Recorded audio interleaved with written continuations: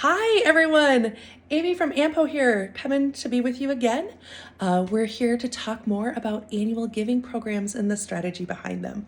AMPO is spending some time this year coming and talking directly to you about annual giving.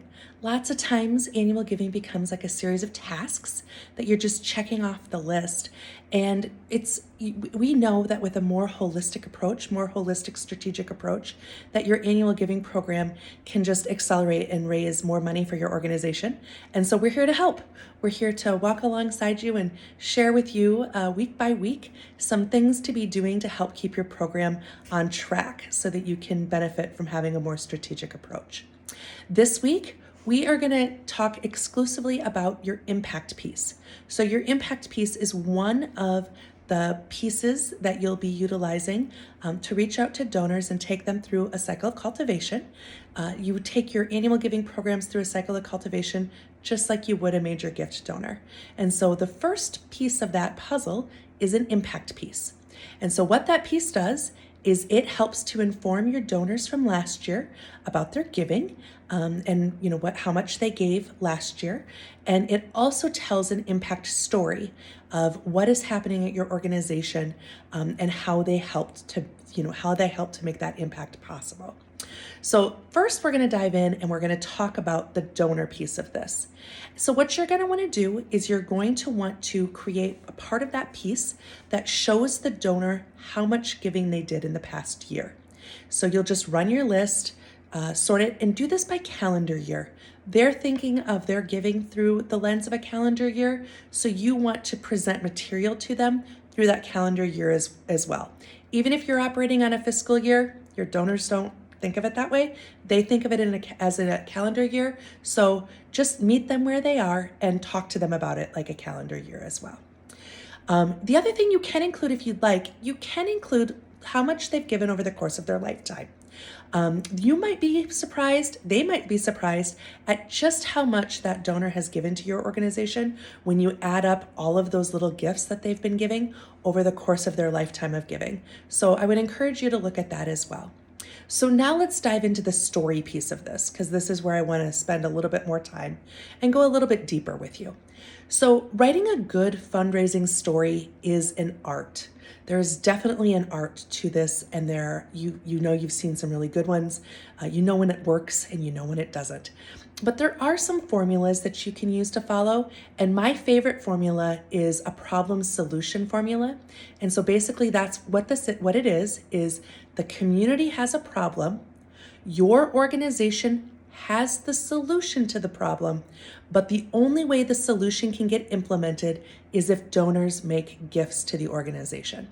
So it's a 3-step formula that I like to use. Community has a problem, organization has the solution, donor dollars to implement.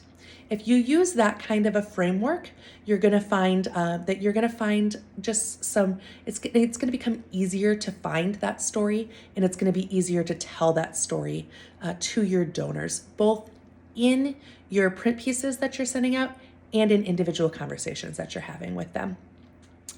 The other thing that you want to make sure with this story, with this impact story, is that you're focusing on narrative and not getting too many statistics in there.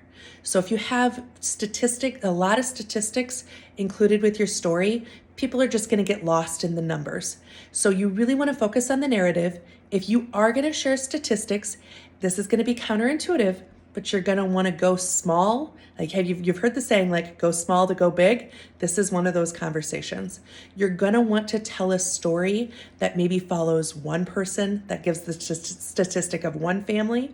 You're not going to want to talk in the giant numbers of how many people your organization served. And the reason for this is that there's a point where the numbers get so large that a person's brain is just sort of like, oh, I can't make an impact on that. That number's too big, and my gift, it's not going to make an impact on that. So instead, I'm just not going to give.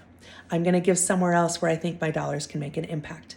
So you want to make sure that you keep those statistics small enough that the person who's reading them through the impact piece, and especially when we start getting into talking about appeals, that they can see themselves as being part of that solution. So there you go. There's your tips for your impact piece. This is a piece that you're going to want to start working on in February. It'd be great if you could get it out the end of February, but you're really kind of shooting end of February, first part of March is when this piece is when you're going to want this piece to go out. So there you go. There's some framework to get you started, and we'll be back next week with some more tips to keep your program headed in the right direction. As always, if you want to talk more about this, if you're following along and you'd like some other advice, have a question, just want to say hi, whatever that is, do not hesitate to reach out. You can find me at www.amponow.com. That's the website. You can email me at info@amponow.com.